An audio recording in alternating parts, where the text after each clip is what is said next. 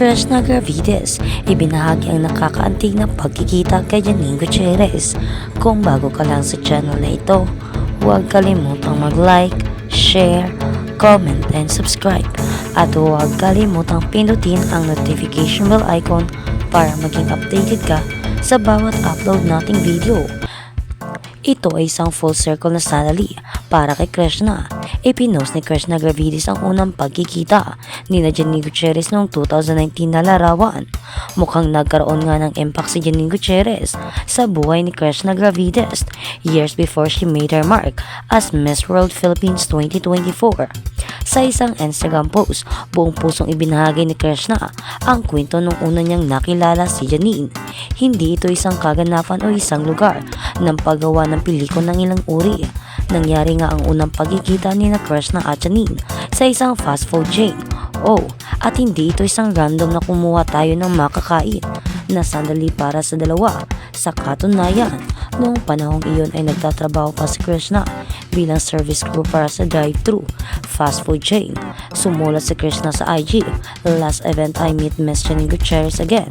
I was too stunned to say something other than words of appreciation for how mesmerizing she was that night na parang walang nagbago. Simula nang makita ko siya 5 taon na ang nakalipas sa isang drive-thru habang nagtatrabaho pa ako sa isang fast food chain." Binanggit ng 24-year-old beauty queen kung paano nagkaroon ng malaking epekto sa buhay niya ngayon ang maikling ngunit matamis na pagkikita niya kay Janine Gutierrez. She shared a screenshot of her Facebook post back in 2019 when she shared Janine telling her, "Ang ganda mo naman, sumali ka ba ng pageants? Sali ka sa Binibining Pilipinas." Makikita sa larawan ni Krishna na nag-selfie sila mula sa dive-to counter habang si Janine ay namumungay sa pinakamabait na ngiti na nagbibigay niya mula sa kanyang sasakyan. Ibinahagi ni Krishna Gravides ang unang selfie kasama si Janine Gutierrez na kuha noong 2019. Pagkalipas ng 5 taon, narito natin nasaksihan ang paglalakbay ni Krishna bilang Miss World Philippines 2024. Kaya bukod sa aking paniniwala sa kapangyarihan ng manifestation, pinanindigan ko na ang mga salita ay may nakakamatay na bigat sa isang tao. Naway piliin nating maging mabait, nakakapagpapasigla at maaalahanin sa lahat ng ating nakakasalumuha kahit na sila ay may estranghero o service crew, mga miyembro sa isang restaurant. Hindi mo malalaman kung gaano kalaki ang epektong naiiwan mo sa kanila. Pahayag pa ni Krishna. Nag-react si Janine Gutierrez sa throwback story ni Krishna Gravides. Kasama sa post ang maikling mensahe ni Krishna para kay Janine. Magkasama ang dalawa sa isang event ng lifestyle magazine kung saan sila ay kumuha ng litratong magkasama.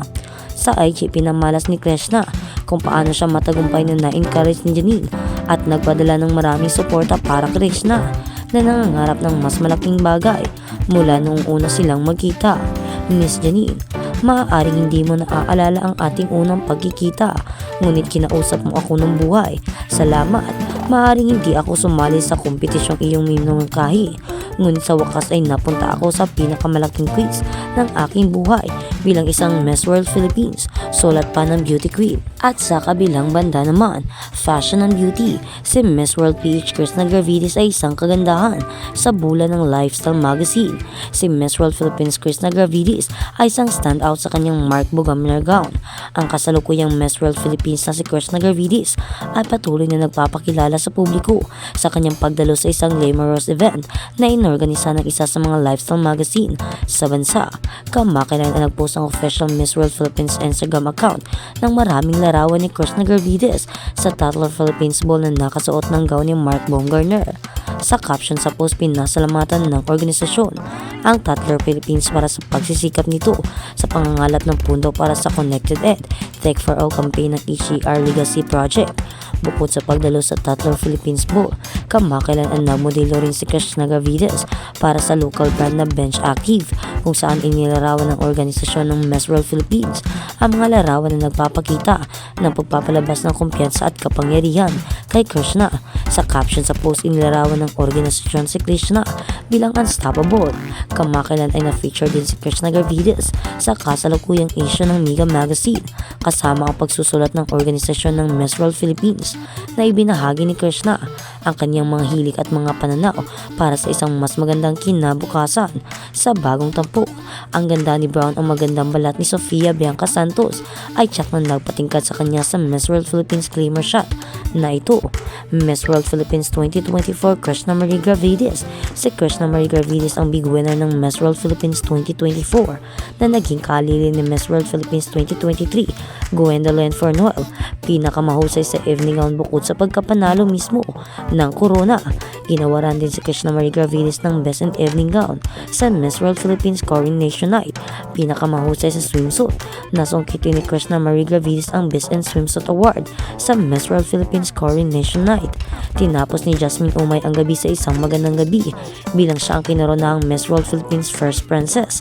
Maganda ang record ni Jasmine Umay sa pagpasok sa Miss World Philippines Coronation Night na naging isa sa mga finalist sa Beach Beauty Competition ng pageant. Tsak na namayagpag ang kagandahan ni Jasmine Umay sa kanyang Miss World Philippines glamour shot. Miss World Philippines Second Princess Sofia Bianca Santos.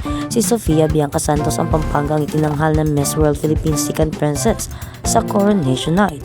Morenang kagandahan si Sophie Bianca Santos, ang standout Morena Beauty noong Miss World Philippines Beach Beauty Competition. Ang ganda ni Brown ang magandang balat ni Sofia Bianca Santos ay tsak na nagpatingkad sa kanya sa Miss World Philippines 2024 Krishna Marie Gravides. Si Krishna Marie Gravides ang bid winner ng Miss World Philippines 2024 na naging kalili ng Miss World Philippines 2023 Gwendolyn Fornoel. Isang linggo bago ilabas ang feature ng magazine, dumalo si Krishna sa Red Charity Gala na nakinabang sa Assumptions HA's 1981 Foundation, Philippine Red Cross at Hope for Lupus Foundation na nakasuot ng terno na gumagamit ng mga vintage Japanese kimono na gawa ng designer na si Joey Samson. Ang terno ay mayroon ding kapa na gawa sa mga sinulid ng pinya. Noong Agosto nakasuot si Krishna Gravides sa isang orange na gown na gawa ng kinikilalang Filipino designer na si Francis Libiran. Isinuot ni Krishna ang gown habang bumibisita sa Las Casas Filipinas de Azucar. Hindi lang gumawa ang pangalan ni Krishna sa fashion scene. Nagsimula rin siya ng karera sa industriya ng musika sa pagpirma ng kontrata sa pag-record sa Universal Records Philippines noong Setyembre. Dumalo sa contract signing sina Universal Records PH Managing Director Miss Kathleen Dico at ELV Talent Circuit President and Miss World Philippines National Director Mr. Arnold Ilver Gafria. Ang pagpirma ni Krishna sa Universal Records Philippines ay matapos ang matagumpay na pag-uwi sa kanyang bayan sa Baguio noong ginanap noong Agosto 31. Kaya naman, abangan natin ang susunod na mga ganap sa buhay ni Krishna Gravides, ang Miss World Philippines 2024. Siya ang itinanghal at nanalo sa pageant na ito.